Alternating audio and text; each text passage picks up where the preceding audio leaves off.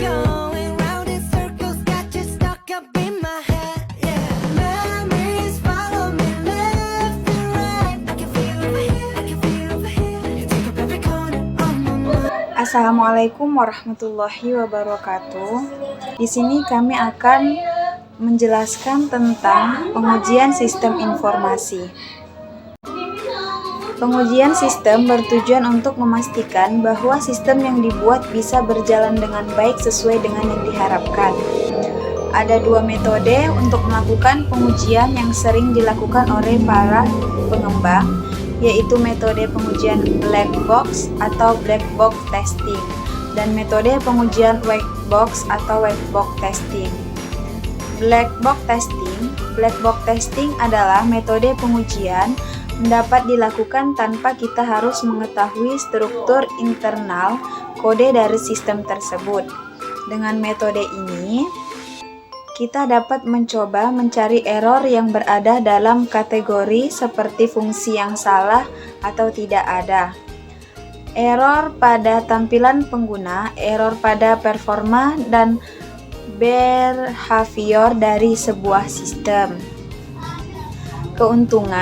Keuntungan melakukan pengujian metode ini adalah testing yang dilakukan pada sudut pandang pengguna dapat membantu dalam menemukan masalah dan kesalahan yang tidak sesuai dengan yang diharapkan. Titik tester atau penguji tidak perlu mengetahui bagaimana sistem dapat berjalan atau menguasai bahasa pemrograman apapun.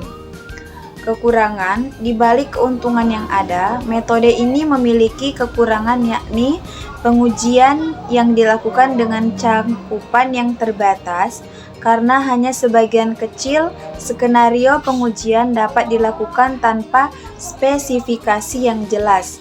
Akan cukup sulit untuk mendesain skenario pengujian. Materi selanjutnya akan disampaikan oleh Saudara Aldo Saputra. Saya akan melanjutkan materi kedua, white box testing. White box testing dilakukan oleh tester atau pengujian benar-benar mengetahui tentang struktur sistem, mulai kemampuan sistem hingga pemrogramannya. Keuntungan melakukan pengujian dengan metode ini adalah pengujian dapat dilakukan pada tahap awal. Tidak perlu menunggu tampilan pengguna atau user interface sudah jadi atau belum. Pengujian dapat dilakukan dengan lebih mendalam sehingga dapat memungkinkan menemukan kesalahan yang tersembunyi. Kekurangan dari metode ini adalah karena beberapa skenario penguji dapat sangat rumit. Dibutuhkan tester atau penguji yang memiliki pengetahuan tinggi dari sistem yang sedang diuji.